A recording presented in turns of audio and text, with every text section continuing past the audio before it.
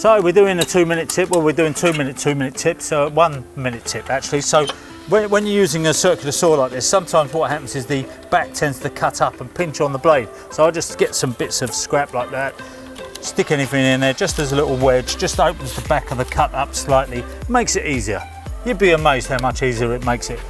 Now, what's your 2-minute tip? I haven't got one. No, mate, stand on the lead. 2-minute tip. So what's your 2-minute tip, Dan? Well, Rog, when you're holding this nicely for me, can you please keep your foot off the lead to stop me coming along? Is that why you're not making much progress? That's why I thought the saw was a bit blunter than what it was. I'm just pulling you back every time. You keep on me lead. One more question, Dan. I've seen that you've modified this bench of yours. Yep.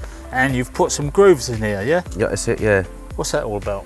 So when I've got sheet material, and you're cutting it because it's like nearly a metre wide. Yeah. You get a 4x2 in there, and it just stops it sliding, so I'm sick to death. Oh, If you put a sheet material on there, and that slides, the next thing you're wearing it. So you don't hold it solid, but it just stops it sliding a little bit. So you put one in there, one in there. I've got a few grooves.